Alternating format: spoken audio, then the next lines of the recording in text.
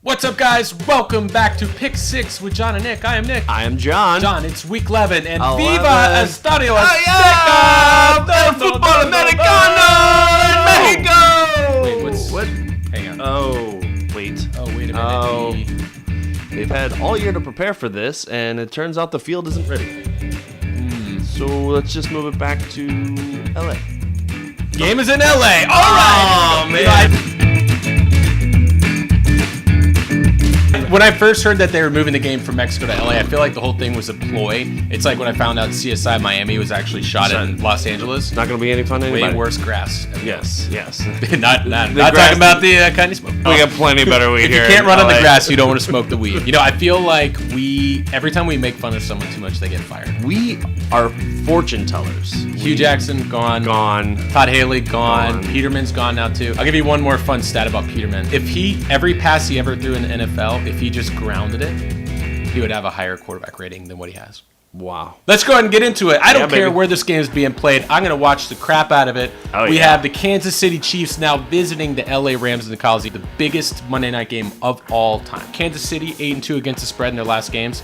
That's pretty good. And for two really good teams, here's a surprising number. LA Rams 1-5-1 against the spread in the last 7. But I like the points. I mean, at this point, how can you bet against the Chiefs getting points? Wow. So give me Mahomes, give me Andy Reid and the mustache. Kansas City Chiefs plus 3.5 at the Rams. Count it. So I'm going to head off to Atlanta. Boy, oh boy, did those Atlanta Falcons lose to the Browns this last week. Where did they go? Who knows? Although I will thank you, the Dallas Cowboys, which beat the defending Super Bowl champions, Philadelphia Eagles, last week. But I feel like Atlanta coming off a terrible loss to the Cleveland Browns, and Dallas, they're just so hit or miss. So go ahead and give me the Atlanta Falcons at home -3 against the Dallas Cowboys. Count it. All right, we are going to New York, the Giants. We have the lowly Tampa Bay Buccaneers coming in with Fitzmagic.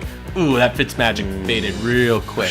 It's more like Fitz parlor tricks right now. Fitz can throw the ball to other people. Yep, he's really good. Making the ball disappear from our offense is what he's good at doing. So the Giants just covered on Monday night. Today's Tuesday. They just covered last night. So you would think recency bias would be like, you know what, they actually looked okay. Yep. Nope. Not buying it. Also, fun thing about the Bucs, the overs hit in 7 of the last 9. But given my record last week, I'm fading myself. The numbers tell me to take the Giants in this. You know what I'm doing? I'm firing the cannons, and I'm taking the Tampa Bay Buccaneers plus 1 point. Plus only at 1. The New York Giants. Count it. All right, we're going to Chicago here. The good old Bears are looking good. Now, they're hosting the Minnesota Vikings coming off of a bye week. And you do have Dalvin Cook coming back. He's looked strong in the limited amount of snaps that he had last week or 2 weeks ago before the bye week. So he's going to be well rested. I think this is going to be a big defensive game. As you know, the Chicago Bears have Khalil Mack and all of that, and their solid defense. But as is a division game, the division is probably on the line right here. This could be make or break the Minnesota Vikings. So go ahead and give me the Minnesota Vikings +3 against the Chicago Bears. Count it, John. We are calling this the Twinning is Winning pick of the week. Hey. Purple people eaters, baby. So not only do I like Minnesota in this game because their purple uniforms are cool, although they're away, so they're wearing white. But like I said, Dalvin Cook's come back. Everson Griffin's been playing a lot better. But I'm also it's fade week for me. I'm fading myself. Here's what our stats and info department gave me. Minnesota is 2-8 in its last 10 against the spread at Chicago. Okay. So they don't play very well in Soldier Field. I don't care. Kirk Cousins, he's got just veins of ice, man. He could go in there. He doesn't care. Kirk Cousins don't care. Neither does Dalvin Cook, who's back, who runs like 35 miles an hour, evidently. We found out last week when he's healthy.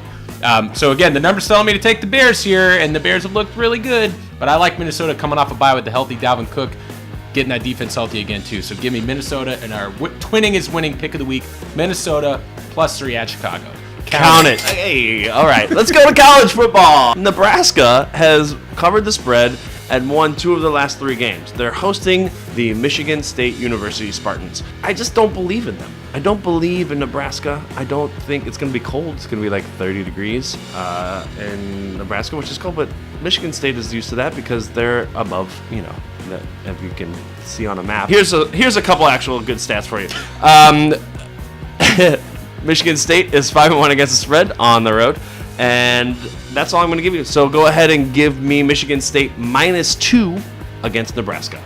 Count it. All right, we are going to Washington, the Redskins, the nation's capital. It's been pretty busy in Washington lately.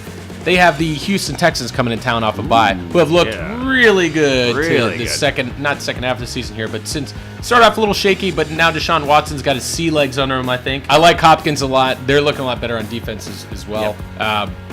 So, you know what's funny thing, Washington, they've had 0 lead changes in every single game this season. So if they take the lead, they win the game, and if they start out losing, they lose the game. Wow. So the trick for the Houston Texans is going to be to get up early. And just they'll probably run away with it. Don't worry about it. Redskins 4-11 straight up their last 15 games after a win. Redskins are going to be too cocky after that win against the Bucs last week, and if the Houston Texans can get even a small lead, they know they won't relinquish it to the Redskins this season. So give me Houston -3 at Washington. Count it. I'm going to stay there. I'm going to stay in good old Washington. Houston is coming off the bye week, so you know that their defense is raring to go. The over-under is 43. I think that's very low. I think Houston can score that many points on his own. I feel like Alex Smith will get at least 1 or 2 touchdowns. Adrian Peterson can run the ball, but, you know, we have the Houston defense. So give me 1 or 2 touchdowns from the Redskins, but I really think that the Houston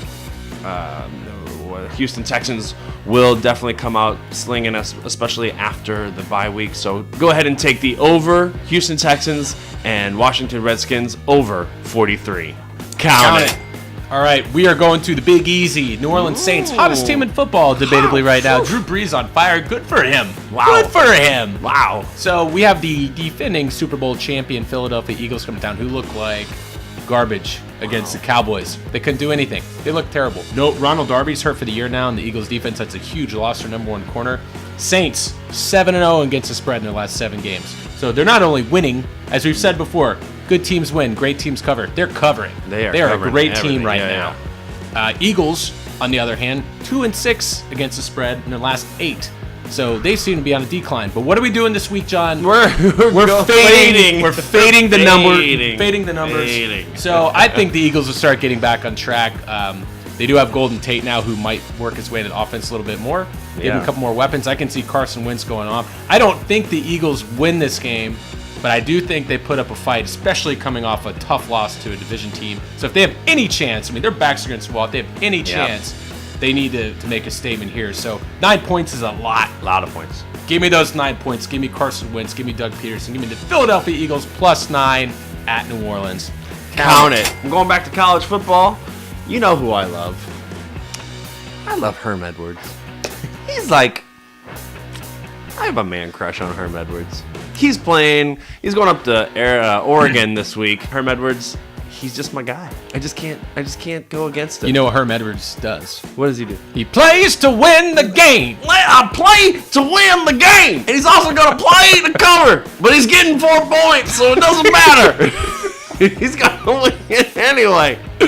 So give me Arizona State University +4 against the Oregon Ducks. Count it.